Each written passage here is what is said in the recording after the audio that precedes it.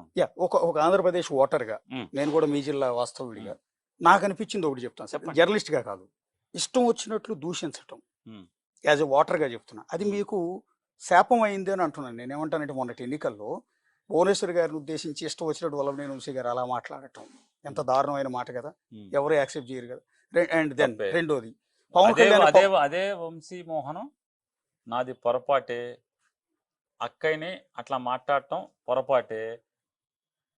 ఆ అక్కయ్య కొడుకు సుమారుగా ఒక 100 యూట్యూబ్ ఛానల్స్తో అతని ఆస్తిలోనే పెట్టించి నా పిల్లల్ని నా భార్యని తిడతంటే తట్టుకోలేక మాట్లాడాను.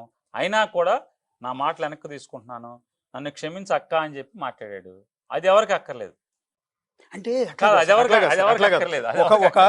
ఏమాత్రం ఇప్పుడు జగన్మోహన్ రెడ్డి గారు ఏమన్నా అనిపించాడా?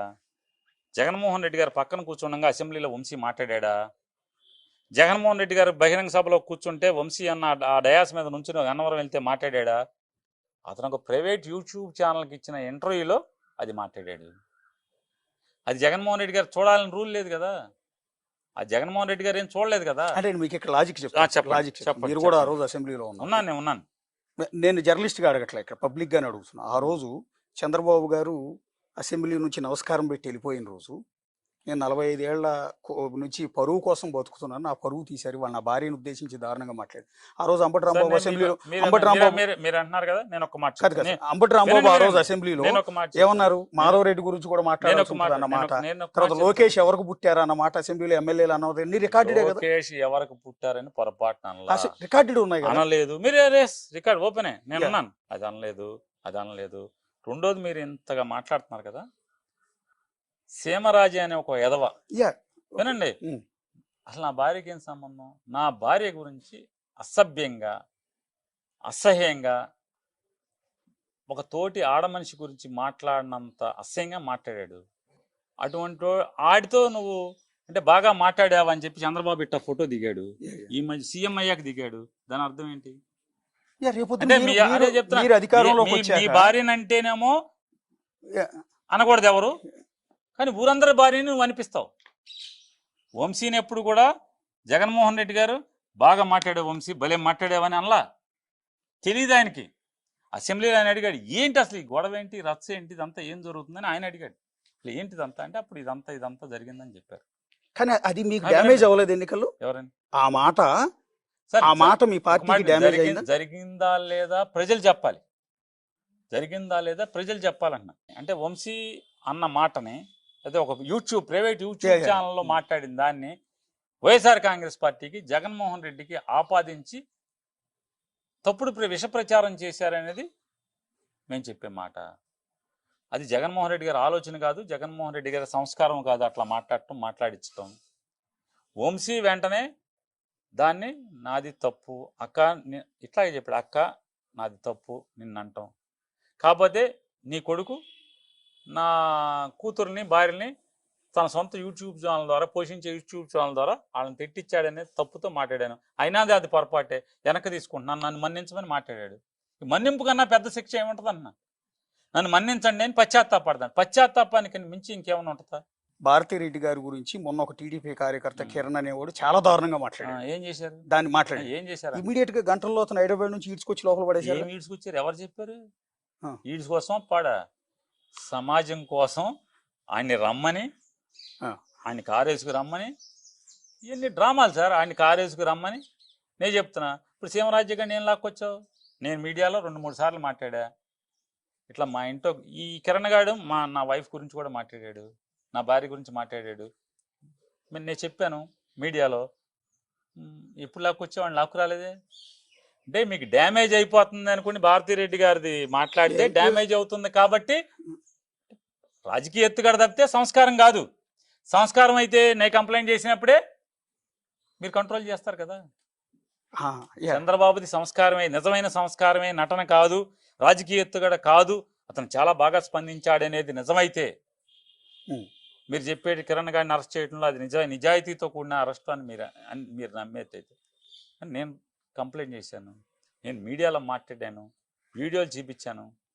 సీమరాజయ్య గారు ఆ కిరణ్ గారు నా భార్య గురించి అంత అసభ్యంగా మాట్లాడారు అని నేను ఇద్దరి గురించి చెప్పాను.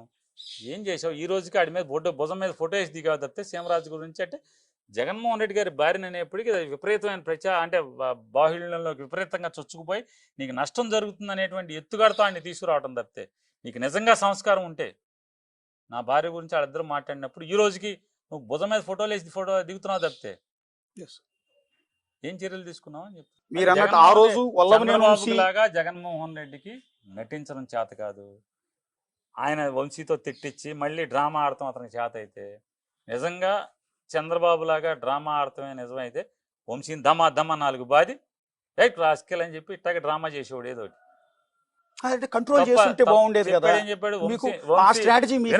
చెప్పాడు వంశీ అది మాట్లాడతాం తప్పు, అతను వెనక్కి తీసుకోమని ఆయనే చెప్పాడు జగన్ గారే. చెప్పకపోతే వంశీ వెనక్కి తీసుకుంటాడా?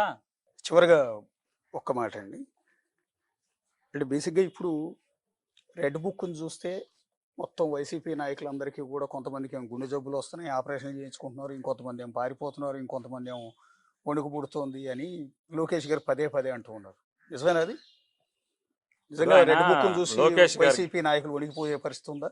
లోకేష్ గారు గన్నవరం పాదయాత్ర మీటింగ్లో ఆయన మాట మాట్లాడారు, వంశీకిను గుడివాడ ఎమ్మెల్యేకిను గన్నవరం ఎమ్మెల్యేకి కాదు, మీకు వీడియో చూసుకోండి కొడితే వస్తుంది అంటే వెంటనే కొడాలి నాని అన్నారు. బాబు రోజు మా పని మేమే చేసుకుంటున్నారు, నువ్వు వచ్చి పోయించేదేముంది, రోజు మా పని మేమే చేసుకుంటున్నాం కదా. ఇప్పుడు కొడాలి నానికి ఎప్పటి నుంచో ఆర్ట్ బ్లాకులు ఉన్నాయి, దాన్ని అశ్రద్ధ చేశాడు. అంతేగాని ఒక్కసారి మూసుకుపోతాయి ఏంటి, అమ్ము లోకేష్ పుస్తకం వచ్చిందని చెప్పని మొత్తం రక్తాణాలు మూసుకుపోతాయా? డ్రామాగా నాటకంగా బాగానే ఉంటాయి డైలాగులు, కానీ వాస్తవం సైన్స్ ఏంటి?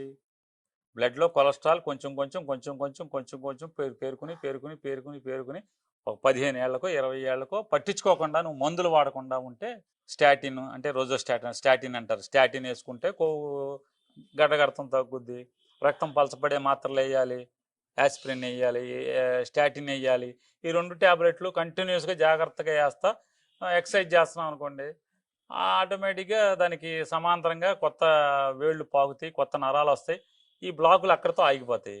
అవి అశ్రద్ధ చేసాం అనుకోండి బ్లాకులు పెరిగిపోతే బైపాస్ చేయాల్సి వస్తుంది. మీకున్న సమాచారం ప్రకారం కొడాలి నాని కూడా అరెస్ట్ చేస్తారనుకుంటున్నారా, లేకపోతే ఆపరేషన్ అయింది కాబట్టి వదిలేస్తారా?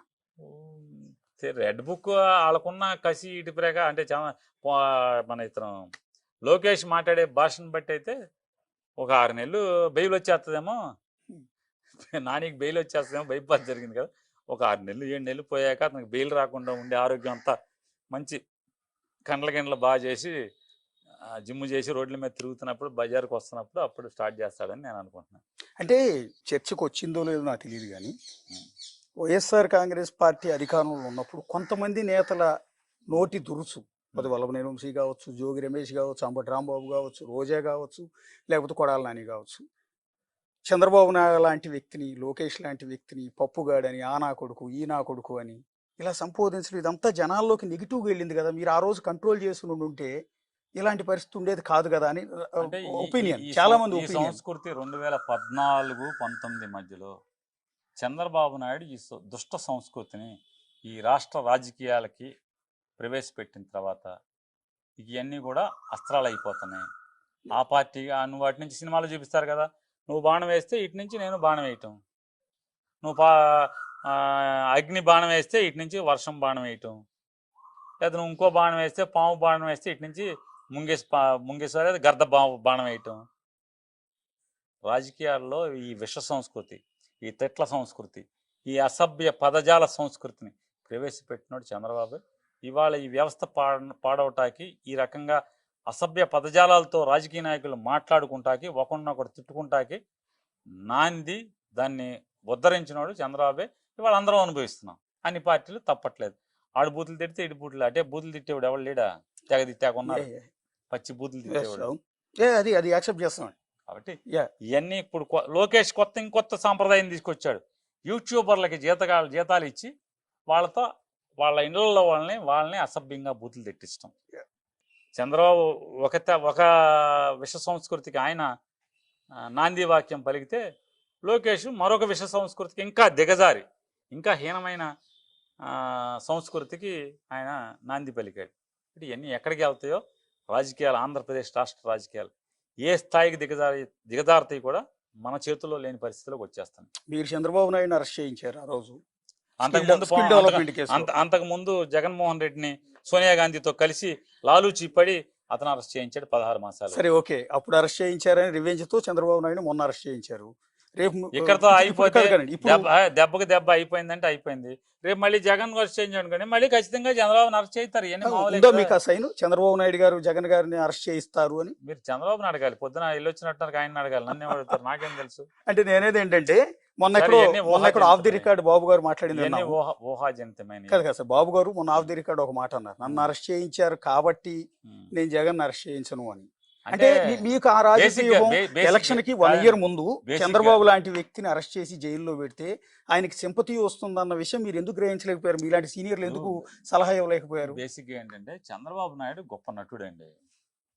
ఇది నేను చెప్పలా, సాక్షాత్తు పిల్లనిచ్చినట్టు రాజకీయాల్లో వెన్నుతట్టి పోషించినటువంటి నా నందమూరి తారక రామారావు గారు చెప్పాడు, నా అల్లుడు నాకంటే గొప్ప నటుడు అని. రామారావు 10 మంది రామారావు గారు కలిసి వచ్చిన, 10 మంది ఎస్వి రంగారావు కలిసి వచ్చిన చంద్రబాబు నటనతో ఎవడో సరిపోడు.